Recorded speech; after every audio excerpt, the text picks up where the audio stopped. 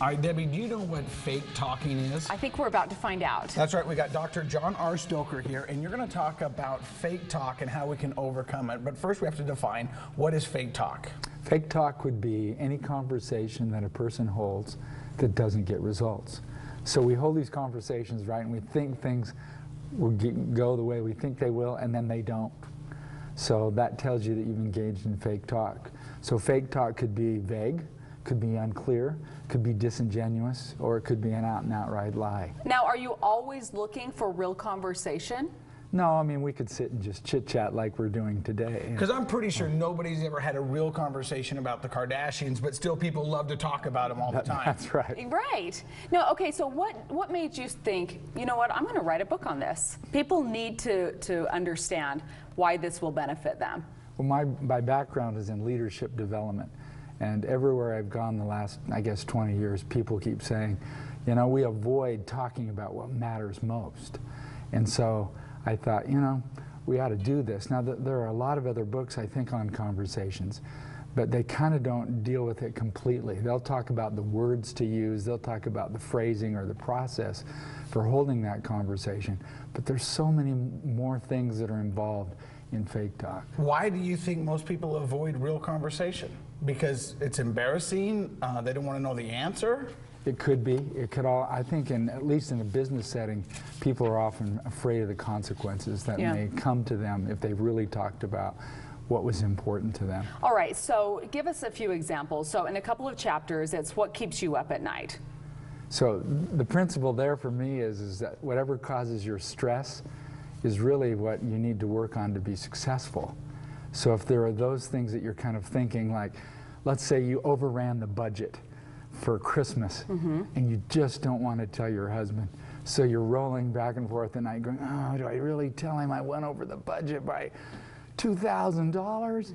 Yes. Yes, you tell him.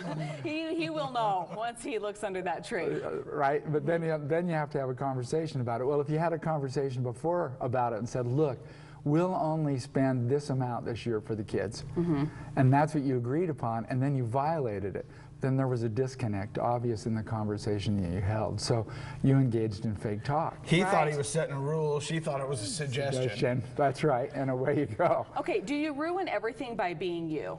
All right. That's actually probably one of the most, I guess, frequently asked questions about that chapter. That deals with people's styles. So in the book, I'll talk about the fact that people have 4 different styles. What we call an initiator, a builder, a discoverer, and a connector. Well, an initiator is somebody who wants it done yesterday. They're often very, really? Well, by the way she's dressed, I'd say she's probably more of a builder, because builders have good ideas, they talk with their hands, they wear vibrant colors and the like. But oftentimes what's so interesting is that if my style is different than your style, then you may be offended by my style because it's not your style. Yeah. Wow. Now, this seems like it'd be really important also, I mean, in a lot of interpersonal relationships, but with your spouse or your partner, you probably do have different styles. So what is the best way to make sure they work well together? Well, one of the things that they ought to do, actually, is talk about how they'd like to be communicated to. For example, I'm what you'd call an initiator, somebody who wants it done like yesterday, but my spouse is a connector. And so she's the type of person that really has care and concern for people. And you probably find that a lot with women, right? Probably a lot of women are connectors. Not necessarily, but I would say, you know, it's just a matter of what kind of their style is. In fact, people are born with one style and basically learn another style to work and play well with others. Let me ask you this, where can people find out more information about your book, and do you do classes? Yes, we do training. Actually, we live in the area. The book is available on Amazon and I think Barnes & Noble locally, if people were interested. Yeah.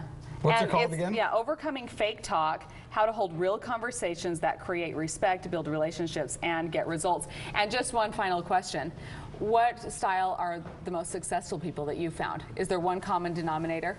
That's tough, because obviously initiators get result. Builders are great on ideas, connectors are great at execution, and discoverers are the analytical types. So quite frankly, you'd kind of need to be a bit of all which is tough. So discover which kind of talker you are through love it. overcoming fake talk. Go get it in the stores, and once again, you can find it on Amazon. Stick around. More Fresh Living. We'll be right back.